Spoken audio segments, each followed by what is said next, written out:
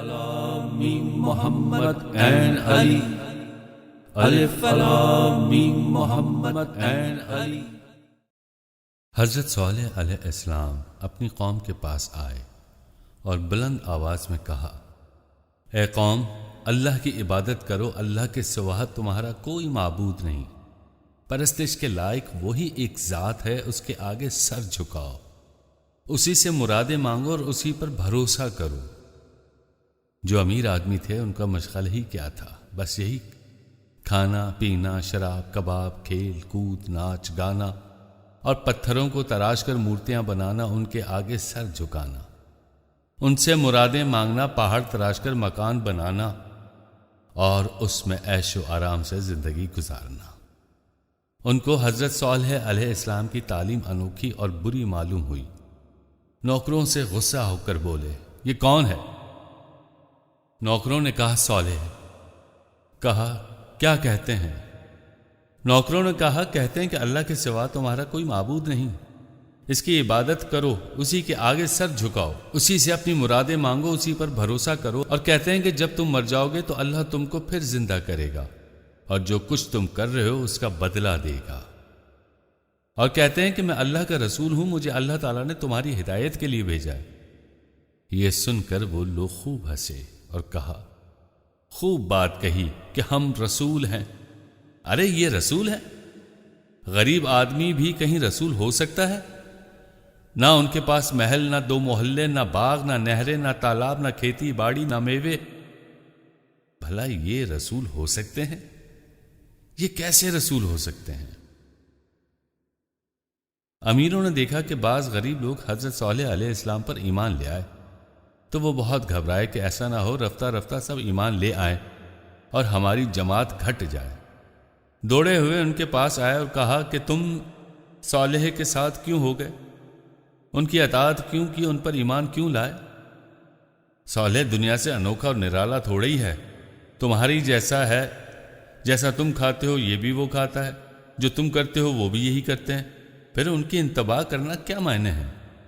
ان کا کہا کیوں مانا جائے؟ ان کی کیوں اطاعت کی جائے؟ اگر تم ان کی اطاعت کرو گے، ان کا کہا مانو گے تو بہت نقصان اٹھاؤ گے۔ دیکھو، ہرگز ان کا کہا نہ ماننا، ورنہ تمہارے حق میں بہت برا ہوگا۔ صالح تم سے کہتے ہیں کہ جب تم مر جاؤ گے اور مٹی میں مل کر مٹی ہو جاؤ گے تو پھر تم کو زندہ کیا جائے گا۔ بھلا یہ بات تمہاری سمجھ میں آ سکتی ہے؟ بھلا یہ بات تمہاری سمجھ میں آ سکتی ہے؟ تمہاری عقل اس کو تسلیم کر سکتی ہے کہ جب مٹی ہو جاؤ گے، سڑ گل جاؤ گے تو کس طرح اس صورت میں پیدا ہو سکتے ہو؟ صالح تو بے وقوف ہیں، ان کی بے عقلی پر افسوس آتا ہے۔ انسان مرتا جیتا رہتا ہے، دنیا میں یہی ہوتا چلا آیا ہے، مگر یہ آج تک نہ سنا کہ مرنے کے بعد پھر زندہ کیے جائیں گے۔ ارے یہ تو صالح کی من گھڑت ہے، ایسے جھوٹے پر ایمان نہیں لا سکتے۔ سمود کی نافرمانی اور دشمنی بڑھتی گئی، سوائے چند آدمیوں کے کوئی ایمان نہ لایا۔ جب حضرت صالح علیہ السلام ان کو سمجھاتے تھے اور بتوں کی عبادت سے منع کرتے تھے تو وہ کہتے تھے، صالح علیہ السلام، ہم تم کو بہت ہونہار اور ترقی کرنے والا سمجھتے تھے، ہمارا گمان تھا کہ تم بڑے ہو کر بڑے آدمی ہوگے، لیکن افسوس کہ تم کچھ بھی نہ ہوئے۔ ہم سمجھتے تھے کہ تم ایسی شان والے ہوگے کہ کوئی تمہارا مقابلہ نہیں کر سکے گا، مگر ہمارا خیال غلط نکلا، تم کچھ بھی نہ ہوئے۔ تمہارے ہم جولی جو تم سے ہوشیاری میں کم تھے، اب وہ سب سے بڑے آدمی بن گئے، عزت کے ساتھ زندگی گزار رہے ہیں اور مزے سے بسر کر رہے ہیں، اور تم نے فقیری اختیار کی ہے۔ ہمیں تو تمہارے باپ پر افسوس آتا ہے کہ کیسا ہونہار لڑکا ان کے ہاتھ سے نکل گیا، ان کا کچھ بھی بھلا نہ ہوا، انہوں نے تم سے کوئی فائدہ نہ اٹھایا۔ تمہاری ماں نے تمہیں اس امید میں پالا اور پرورش کی کہ تم بڑے ہو کر ان کے کام آؤ گے، تم نے بڑے ہو کر ان کی امیدوں پر پانی پھیر دیا، ان کے ارمانوں پر بجلی گرا دی، تم نے انہیں کسی طرف کا نہ رکھا۔ جب حضرت صالح علیہ السلام لوگوں کے پاس سے گزرتے تو لوگ بے اختیار کہہ اٹھتے تھے، اللہ صالح کے باپ پر رحم کرے، ہائے ان کا بیٹا کیسا برباد ہو گیا۔ حضرت صالح علیہ السلام اپنی قوم کو برابر سمجھاتے رہے، نرمی اور محبت کے ساتھ ان کو نصیحت کرتے رہے۔ کہتے تھے کہ اے بھائیو، اے میرے دوستو، کیا تم سمجھتے ہو کہ تمہیں ہمیشہ یہاں رہنا ہے؟ کیا تم سمجھتے ہو کہ ان عالیشان محلوں سے کبھی جدا نہ ہوگے؟ ان باغوں، چشموں، نہروں، کھیتی اور پھلوں سے ہمیشہ فائدہ اٹھاتے رہو گے؟ ان پہاڑوں کو تراش کر ہمیشہ محل بناتے رہو گے؟ یہ تمہارا خیال غلط ہے۔ دنیا میں ہمیشہ نہ کوئی زندہ رہا ہے اور نہ رہے گا، سب کو مرنا ہے اور خدا کو منہ دکھانا ہے۔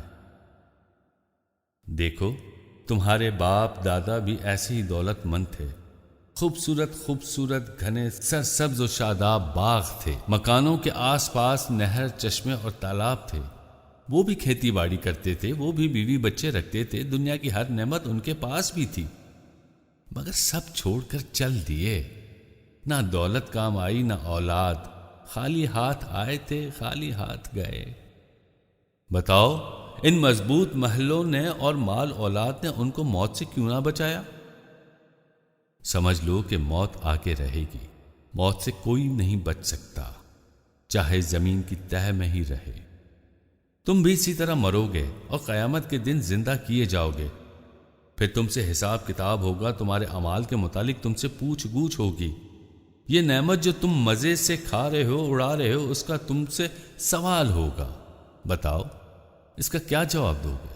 سوچو، وہاں جا کر کیا کرو گے؟ اے میرے عزیز بھائیو، تم مجھ سے نفرت کیوں کرتے ہو؟ مجھ سے بھاگتے کیوں ہو؟ کیا تم سمجھتے ہو کہ میں تم سے کچھ مانگ لوں گا؟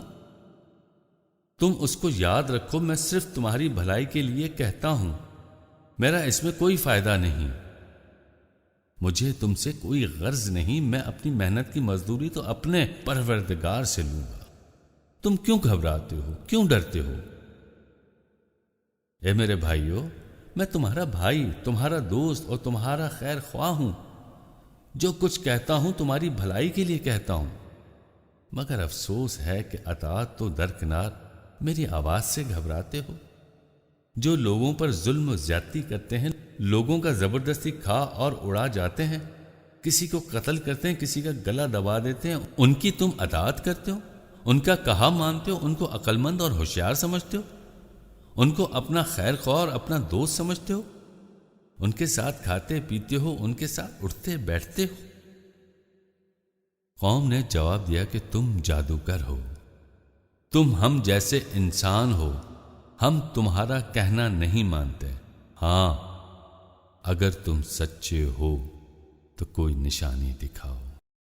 الف لام میم محمد این علی، الف لام میم محمد این علی۔